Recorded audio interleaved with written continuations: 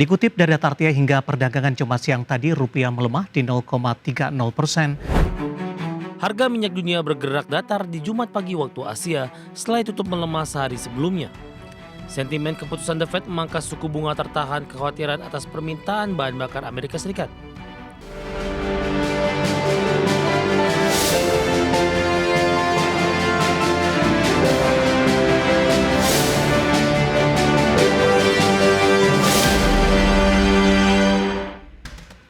Kita beralih ke informasi indikator perdagangan lainnya pemirsa, di mana jelang libur akhir pekan nilai tukar rupiah ini melanjutkan pelemahan semakin dalam di atas level 16.500-an per dolar Amerika Serikat. Dikutip dari data RTI hingga perdagangan Jumat siang tadi, rupiah melemah di 0,30% di level 16.572 per dolar Amerika, di mana sebelumnya rupiah sudah dibuka melemah di 0,24% di level 16.540 per dolar Amerika Serikat. Sementara indeks dolar Amerika di Jumat pagi di zona hijau setelah di Kamis menguat di 0,49% di level 97,38, menandai level terkuat dalam 5 hari terakhir.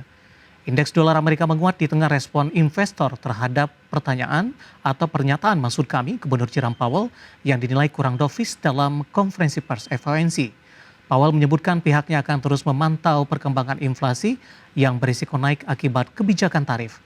Perkembangan ini membuat investor sedikit kurang yakin mengenai seberapa agresif The Fed bakal memangkas suku bunga acuan ke depannya. Langsung saja kita akan coba update seperti apa pergerakan nilai tukar rupiah terhadap sejumlah mata uang utama berikut ini. Terhadap dolar Amerika Serikat sudah tembus di level 16.600 sepertinya, tepatnya di 16.601 rupiah. Kemudian terhadap euro di 19.518 rupiah.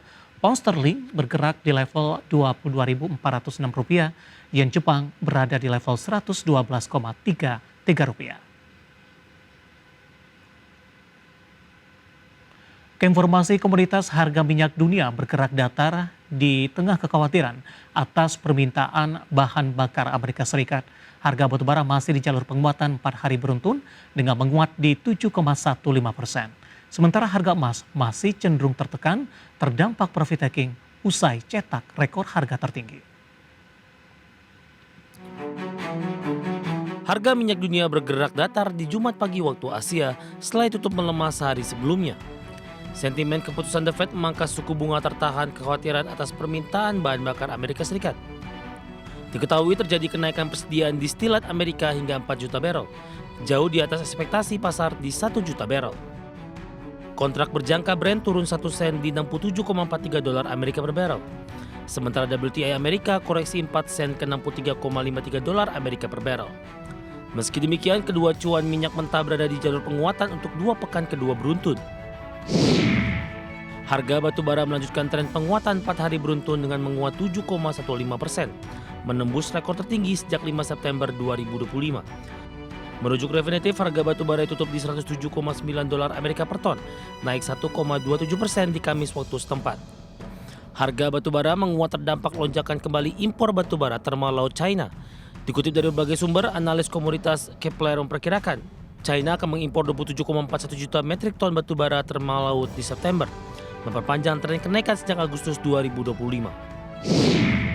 Tekanan terhadap harga emas makin dalam usai investor melakukan aksi profit taking setelah The Fed memangkas suku bunga, dan saat ini pasar menilai sikap The Fed terhadap pemangkasan suku bunga lebih lanjutan. Di Kamis, harga emas dunia turun 0,43% di level 3.644,01 dolar Amerika per troy ounce. Dalam 2 hari beruntun, emas sudah melemah 1,23%. Sementara Jumat pagi, harga emas dunia di pasar spot masih melemah 0,09% di 3.640,76 dolar Amerika per troy ounce. Dari bagi sumber untuk ADX Channel. Dan seperti apa update terkini pergerakan harga sejumlah komoditas yang berhasil dihimpun oleh tim redaksi kami. Dapat Anda saksikan grafis di layar televisi Anda pemirsa. Di mana minyak WTI melemah di 0,08% di level 63,52 dolar Amerika per barrel. Nikel menguat di 0,68% di 15.336 dolar Amerika per metrik ton. Emas juga menguat tipis di 0,03% di level 3.679 dolar Amerika per troy ounce. Sementara CPO melemah di 0,11% di level 4.430 ringgit Malaysia per tonnya. Dan selanjutnya mari kita coba simak beberapa sentimen yang berkembang di sepanjang perdagangan hari ini yang berhasil dihimpun oleh tim redaksi kami dan diproyeksikan akan mempengaruhi pergerakan indeks harga saham gabungan, baik dari domestik maupun internasional, dan informasinya apa saja. Mari kita simak rangkumannya berikut ini. Bursa Wall Street kompak menguat di Kamis waktu setempat. Saham-saham di Wall Street ditutup di rekor tertinggi, dengan saham-saham berkapitalisasi kecil indeks small cap Russell 2000 melonjak 2,4% dan menembus rekor intraday. Saham menguat karena investor optimis pemangkasan suku bunga The Fed akan percepat pertumbuhan ekonomi. Indeks S&P 500 naik 0,48% di level 6.631,96. Nasdaq Composite melesat 0,94% di level 22.470,73.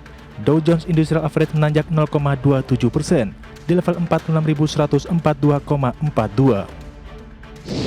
Departemen Tenaga Kerja Amerika melaporkan klaim awal tunjangan pengangguran turun sebanyak 33.000 menjadi 231.000 di pekan yang berakhir 13 September 2025, sejalan dengan perkiraan di 240.000 aplikasi.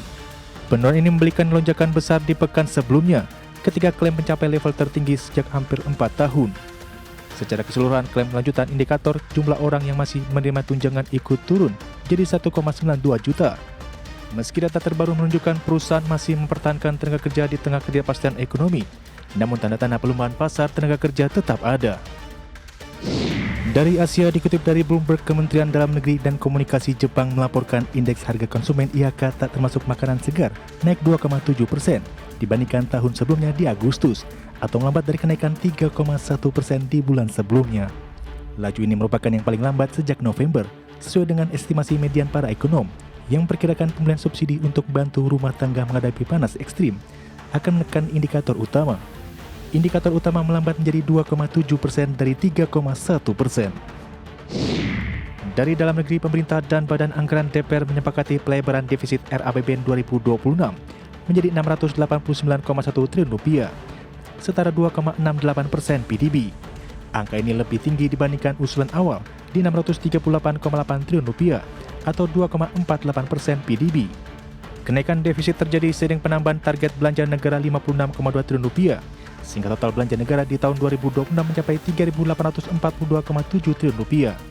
Sementara di sisi pendapatan, pemerintah dan Banggar sepakat menaikkan target sebesar Rp5,9 triliun menjadi Rp3.153,6 triliun. Berbagai sumber untuk IDX Channel.